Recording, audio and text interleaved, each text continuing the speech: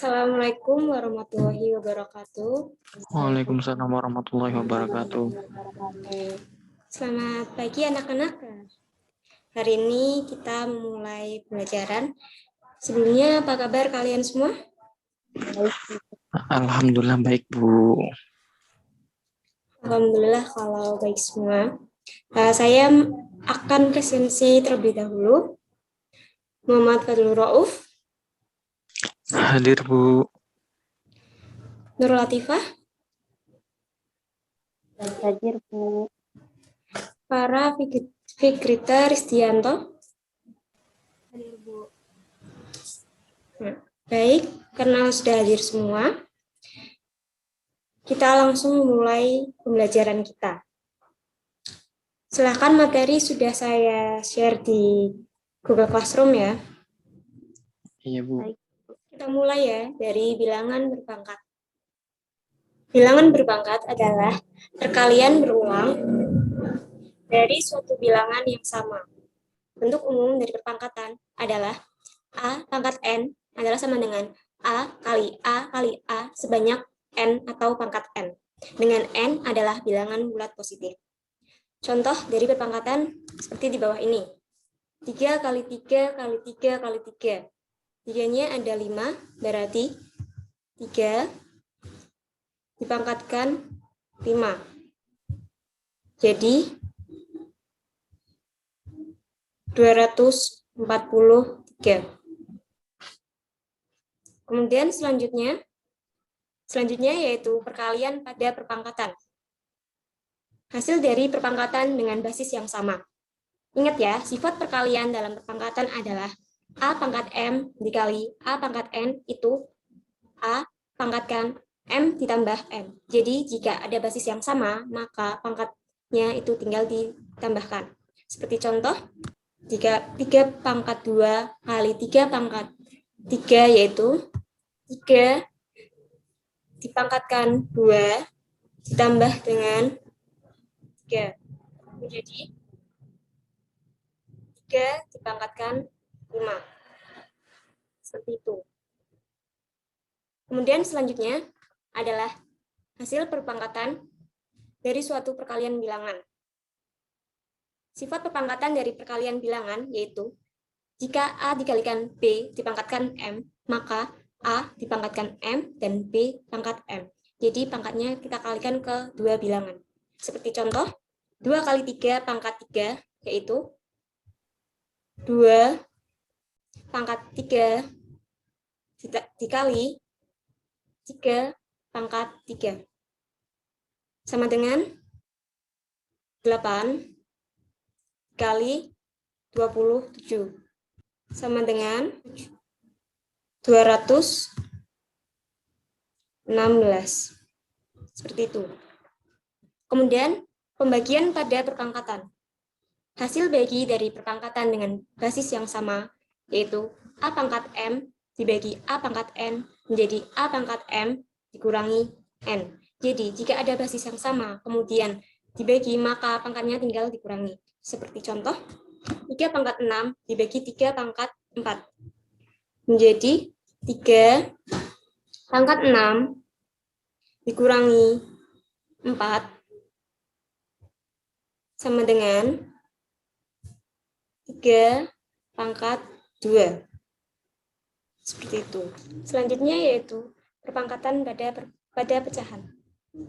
Jika ada suatu pecahan, kemudian dipangkatkan, maka menjadi seperti itu. Yaitu A per B dipangkatkan N, itu sama dengan A pangkat N dibagi B pangkat N.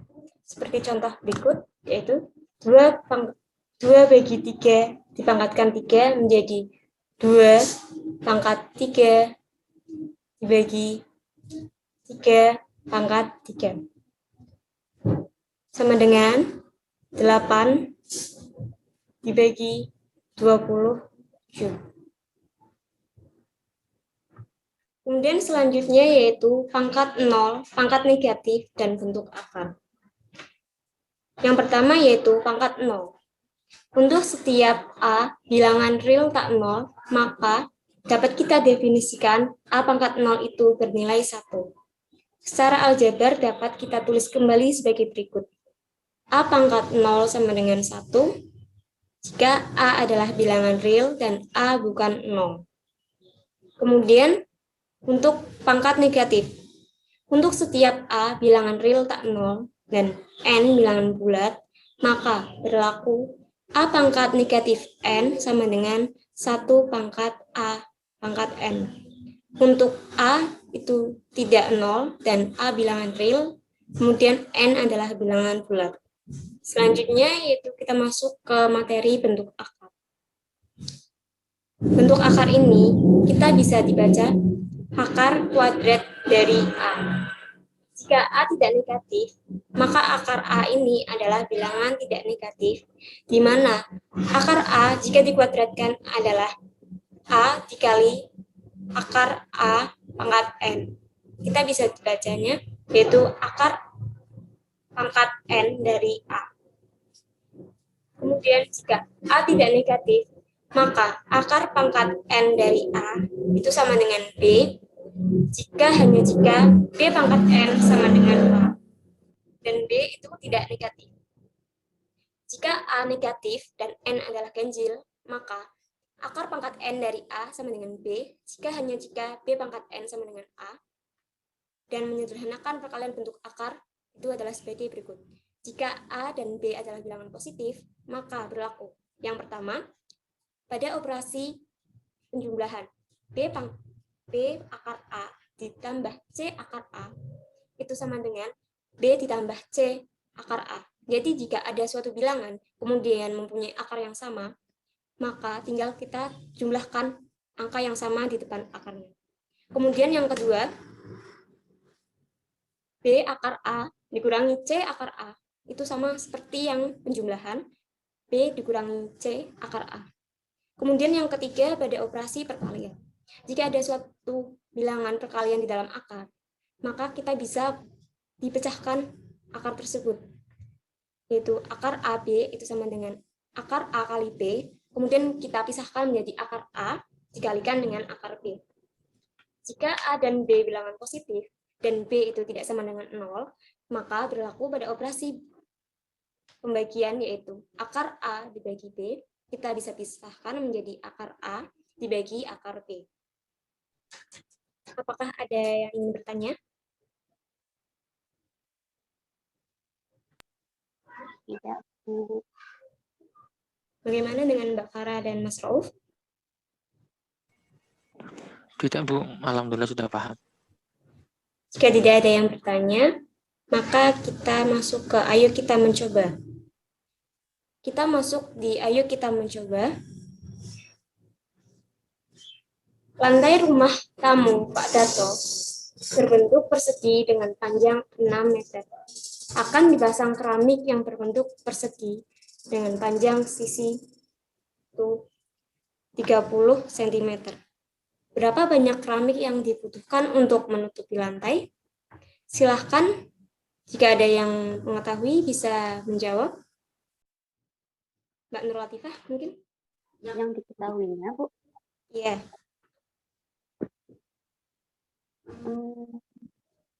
Berarti kalau yang diketahui panjang sisi lantainya 6 meter, Bu. Ya, kemudian Keramiknya 3 meter. 30 cm. Kemudian Mbak Farah silahkan. Yang ditanya apa? Jumlah keramik yang dibutuhkan. Bagaimana Mbak Farah? Bisa diulang? Yang ditanyakan itu jumlah keramik yang dibutuhkan. Baik. Saya tulis terlebih dahulu ya. Untuk diketahui, itu kita panjang sisi dari lantainya. Berarti sisi lantai itu sama dengan 6 meter. Kita tulis menjadi sisi 1. Kemudian sisi 2 itu 30 cm yang berupa sisi keramik.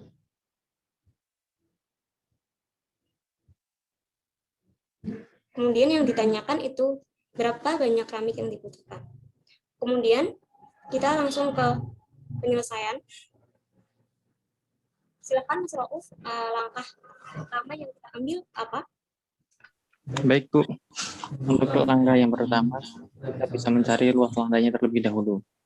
Kan di situ luas lantai kan persegi panjang ya, bisa kita hitung S kuadrat, yaitu 6 kali 6.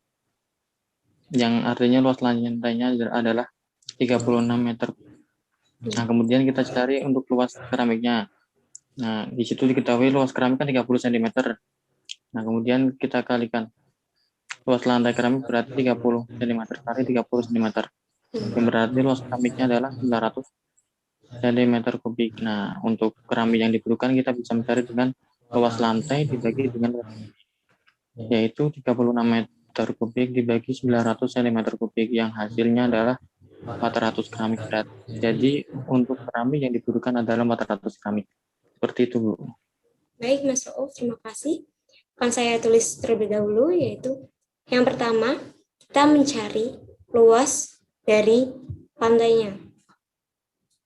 Nah, luas lantai itu kita bisa cari dari bentuk persegi dengan panjang sisi 6 meter. Maka, luas lantai adalah sisi kuadrat, yang berarti 6 kuadrat. Itu sama dengan 36 meter persegi. Ya. Kemudian selanjutnya yaitu luas dari keramik. Sama seperti tadi, yaitu sisi kuadrat. Sama dengan 30 pangkat 2. Sama dengan 900 cm persegi. Jadi, banyak keramik yang dibutuhkan, yaitu luas lantai